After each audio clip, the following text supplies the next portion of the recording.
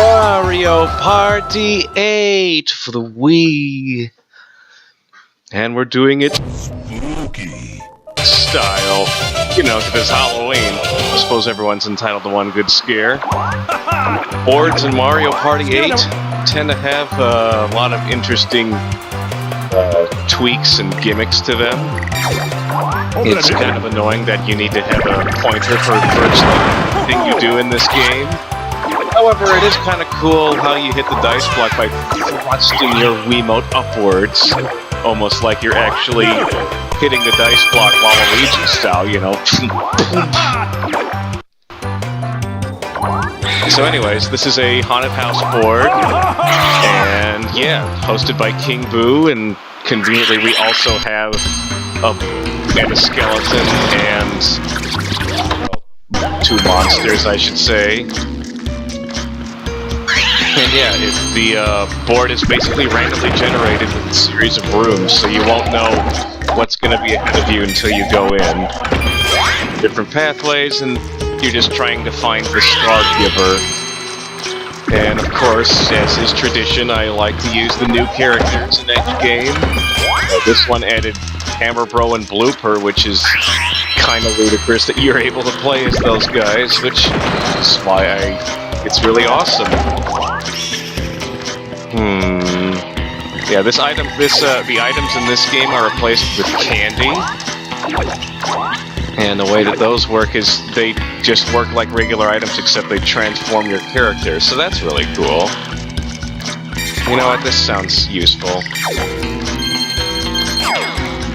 Those candies tend to cost a lot more than 10, but since I was in 3rd place out of 4, they gave me a discount.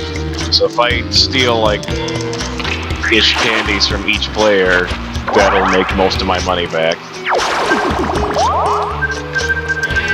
Alright, so what you got for us, minigame wheel? Oh, whoops, I forgot to change the settings. Maybe I will actually keep them like this because I honestly have not played 8 in a while. With all the motion control silliness, it's harder to convince people to play this one with me than other ones. Yeah, I kinda saw that coming. At least the graphics are nice. Definitely an improvement over the GameCube, despite the fact that the Wii's supposedly not that powerful than the GameCube, but whatever.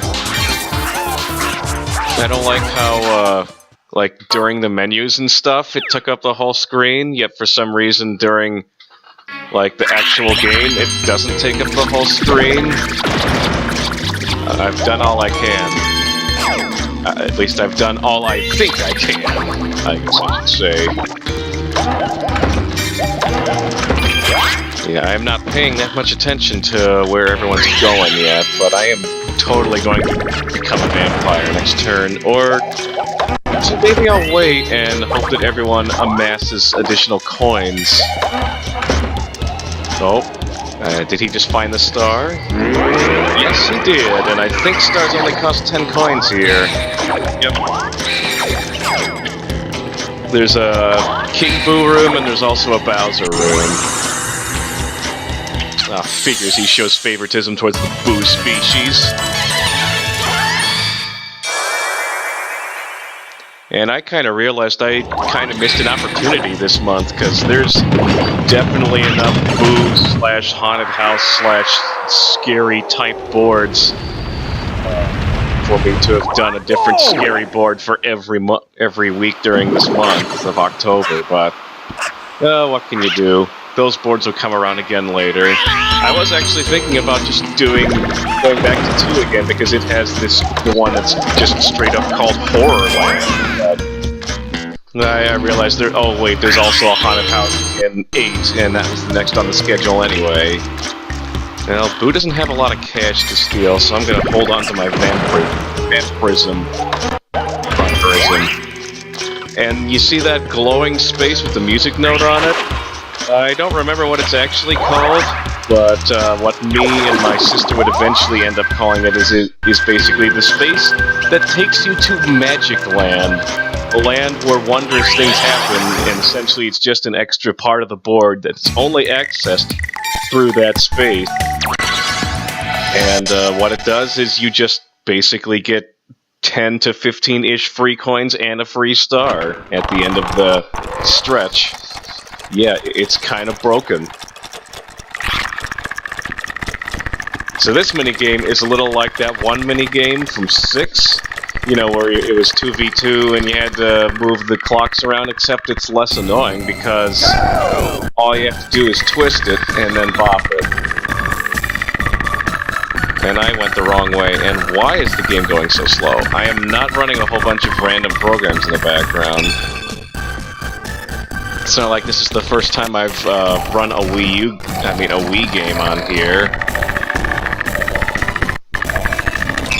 Thank you. I would like to get myself some minigame wins here soon. Alright, gotta watch for the hour hand. I don't know why it took me a long time to say that. And no, gotta be really precise.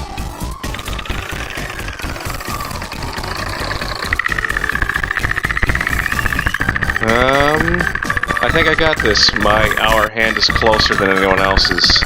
Just gotta... Okay. After this minigame, I am going to take a break and see if I can make this game speed up a little bit, because this is kind of ridiculous. And we're back. Alright. We'll see if the little tweaks I made will make this game not work.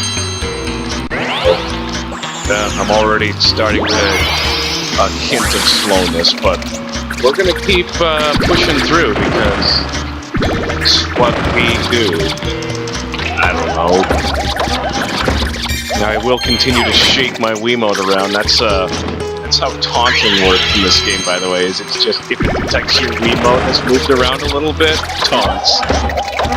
There's a couple of different taunts, and since I'm using a non-English speaking character, it's just a whole bunch of random English instead of things like Daisy going, "You know I'll win," or something similarly annoying. So yeah, if you're playing this game with other humans, incessant taunting is just a way of life. And so far, all 3 of my cohorts are headed in the same direction. That has been suspicious, but you know what? I think I'm going to succumb to my vampirism. This is going to trigger a thing that is used for virtually all random effects in this game. Basically, you just throw a dart. Yeah, that's if your wrist strap is still on. Alright, so if it's a 1, I lose money. 5 or a 10, this was all worth it. Alright, I paid 10 coins to steal 15. That was definitely worth it.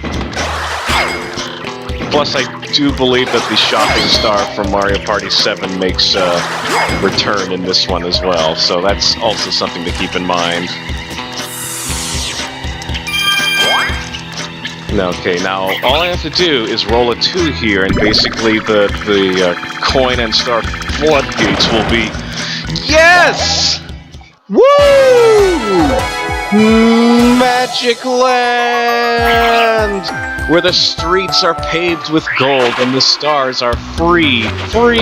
Free!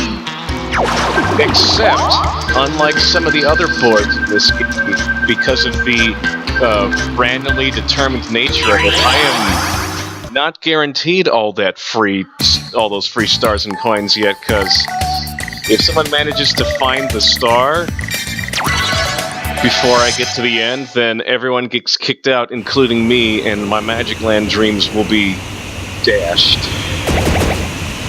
This is pretty fun. It's definitely a lot more fun as the 1 because you get to shoot stuff, but yeah, I got some balloons that I'm gonna be trying to bop the balloons, but he has to be relatively precise, so just try to die. That's my recommendation, is to die. And we are not winning this minigame. I said, we are not winning this minigame. I can't even tell who that is. Is that Hammer Bro is the one in the red. Who's in the yellow? Well, reverse psychology works its magic again. Thanks, whoever was in the yellow. Okay, it was Dry Bones. Am I going to do some random garbage and editing to make this whole Halloween thing more spooky? Of course not. What do you take me for?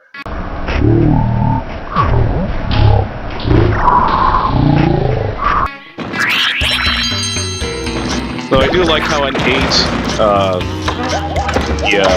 post minigame results screen or tally or whatever you want to call it, like an overlap or an overlay over the minigame end state. And the minigame end states can be sometimes kind of cool. Get to just watch the losers getting chased around by a giant into the winner for like a minute or so.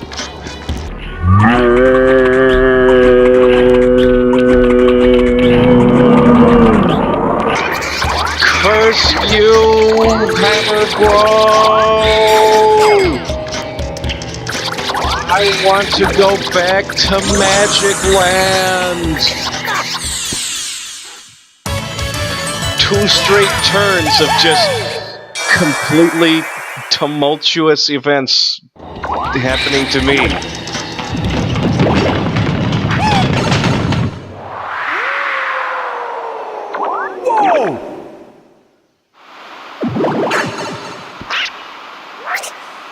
Boo! Why is everyone getting stars like nobody's business? How long has this mansion stayed around at its longest? Like 2 turns? Well, since 2 people not named me have stars, that means I get big bargain sale on candy again, and oh goody, these are some good ones. Steal half coins with your pass. Basically just choose someone to lose half their coins, and yeah, you know what, I'm gonna buy more vampire candy because stealing coins is good coins.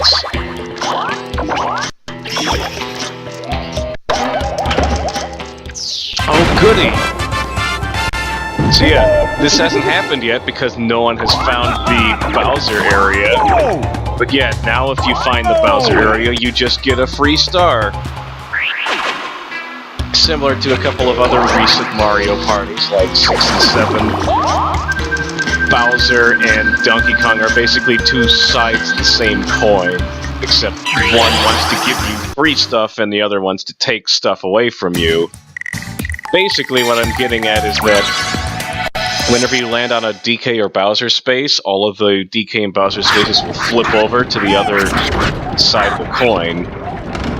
Yeah. And some spaces, some boards will just make the events on those spaces super simplistic, like land on DK space, get free star. Land on Bowser space, lose a star. Get much simpler than that. We got ourselves another straight-up platforming battle, except unlike the straight-up platforming battle that we had a long time ago, you don't recover, so die. But do constantly barrage the front part of the screen to ensure that you win. It couldn't be simpler, or are they going to have us tie? Oh man, you kidding me? I won that game. Give me Dry Bones' coins. Well, at least I have a steady supply of coins, even though there's no coin star this time around.